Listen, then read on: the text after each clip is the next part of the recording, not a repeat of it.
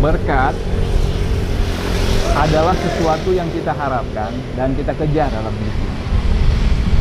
Kehidupan yang nyaman, ya, kehidupan yang aman, kehidupan yang mapan adalah apa yang kita kejar, dan dalam iman adalah realitas yang kita percayai menjadi milik kita.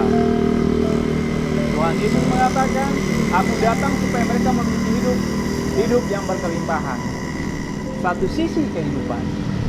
Sisi yang lain dalam kehidupan yang tidak menyenangkan adalah dalam saat-saat tertentu orang percaya harus siap menghadapi kesesakan dalam kehidupan, menghadapi pergumulan. Berkat adalah sebuah hal yang gampang diterima oleh begitu banyak orang, termasuk orang percaya.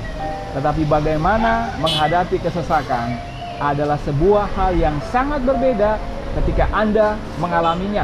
Bagaimana menghadapinya, bagaimana menjalaninya, simak Niel Ministry.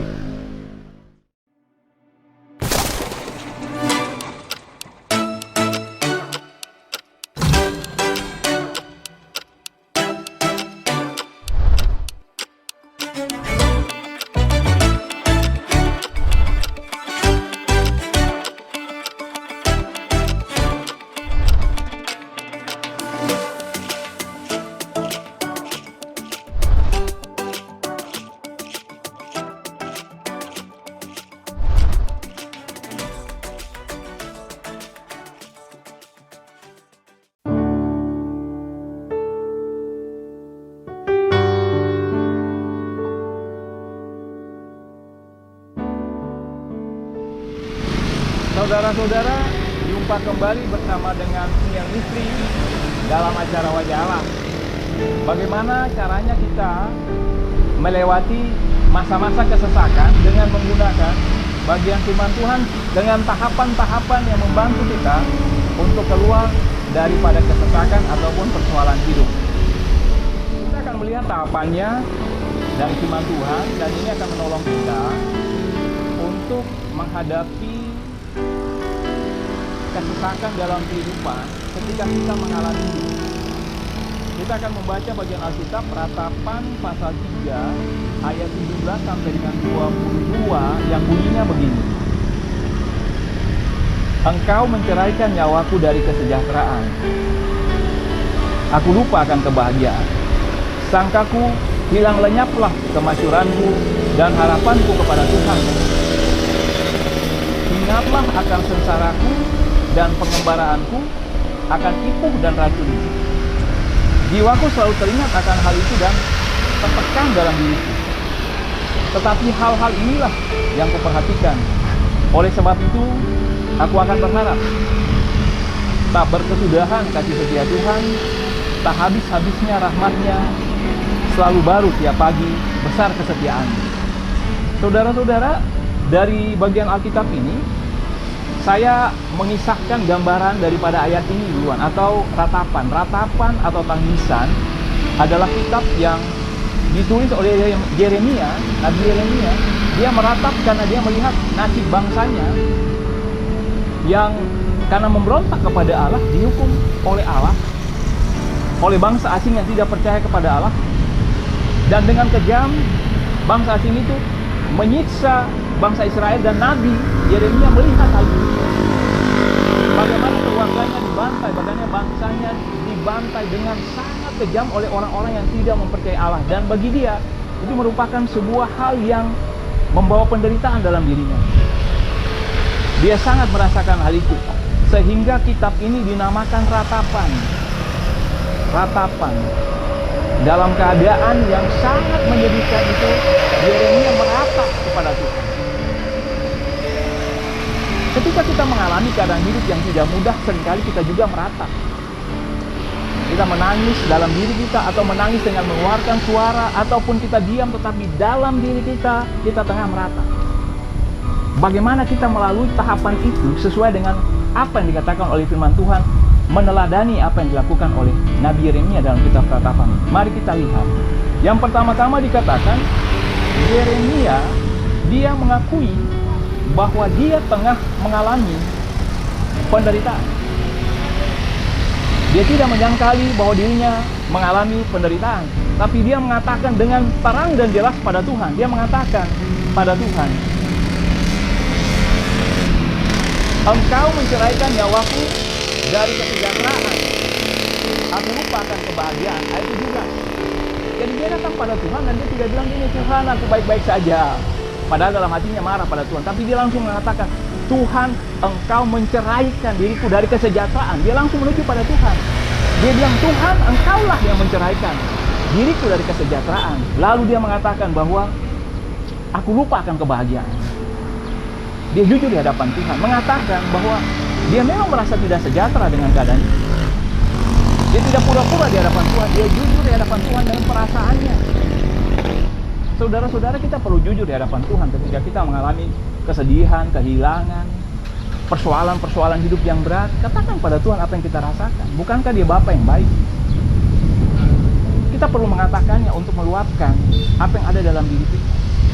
Dan Tuhan sangat memahami kita. Dia menghargai ketika kita datang dengan jujur di hadapan Dia, dengan mengatakan, Tuhan, saya tengah merasa tidak sejahtera. Saya merasa bahwa sangat tidak tentram dalam hati saya karena keadaan ini. Bahkan saya merasa saya tidak bahagia. Katakan apa yang Anda rasakan dengan jujur. Itu yang dikatakan oleh Yeremia. Lebih lanjut dia mengatakan begini. Sesudah dia mengatakan dengan jujur apa yang dia rasakan, apa yang dia alami kepada Tuhan, dia kemudian mengatakan kepada Tuhan di dalam sebuah permohonan.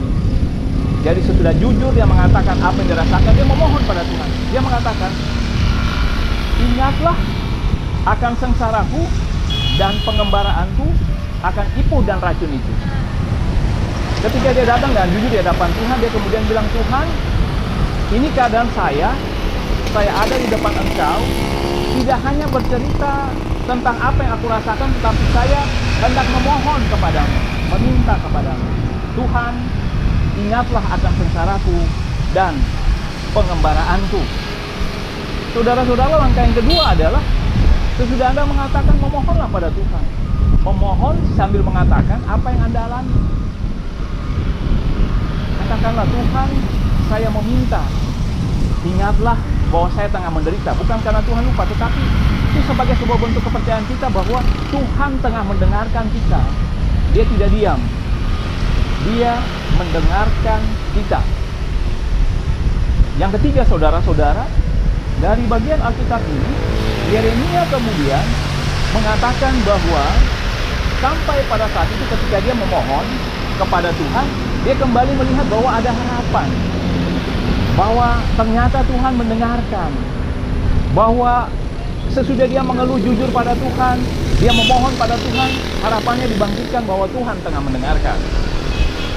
Tuhan tengah mendengarkan.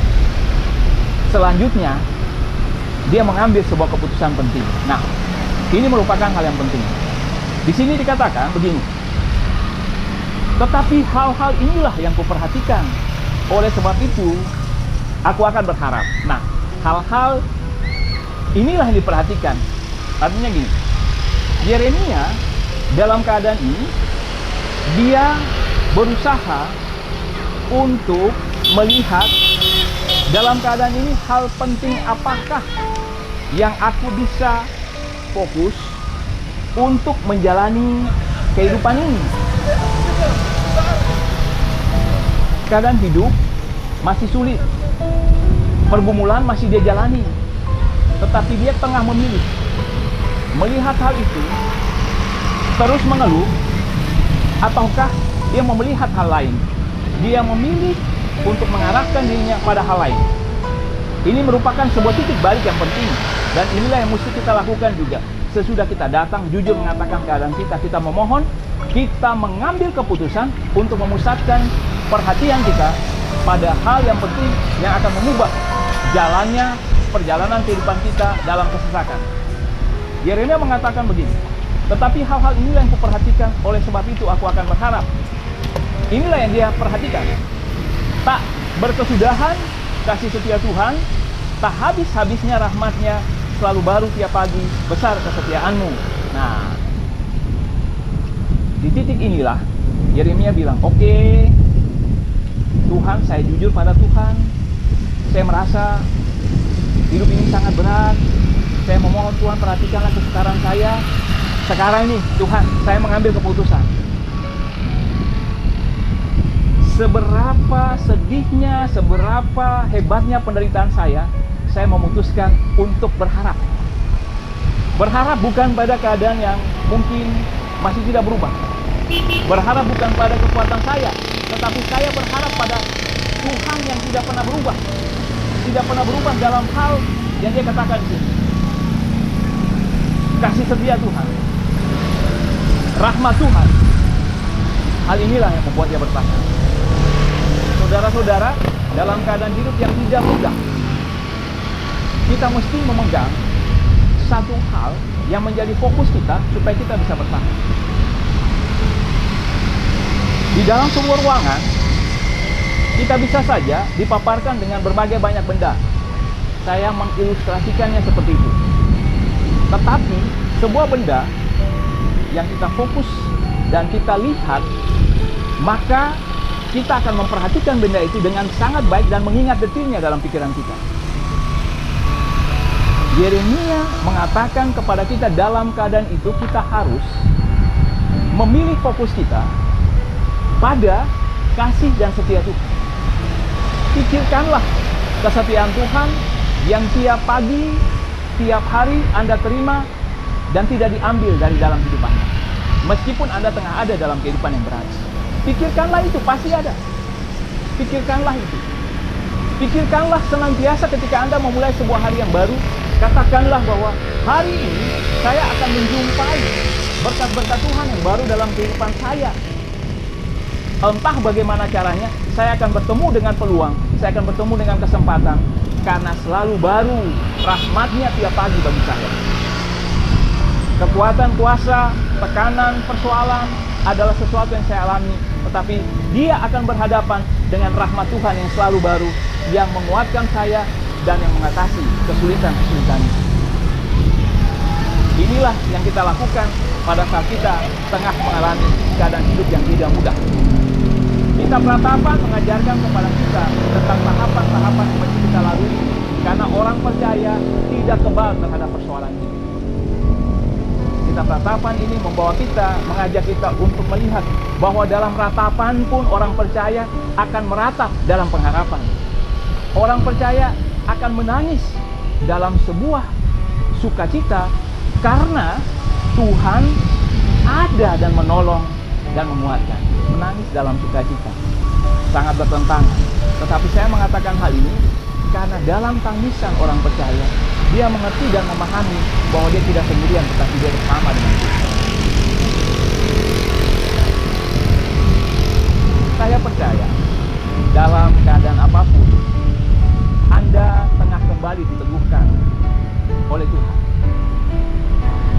bahwa firman-Nya hari ini menjadi sebuah kekuatan dan pengharapan untuk Anda melihat langkah-langkah yang mesti Anda lakukan dan menemukan kekuatan Tuhan, pengharapan yang baru dalam kehidupan Anda, bahkan anugerah-anugerah Tuhan yang ada dalam hidup Anda untuk membuat Anda tetap berjalan dalam hidup ini dengan melihat bahwa dalam keadaan yang sesulit apapun, Tuhan tetap berjalan bersama-sama dengan Anda, memberikan penguatan, penghiburan, rahmat-Nya menguatkan dan meneguhkan setiap saat, sehingga Anda bisa menjalani hidup ini dengan tetap mengimani bahwa ini bukanlah akhir.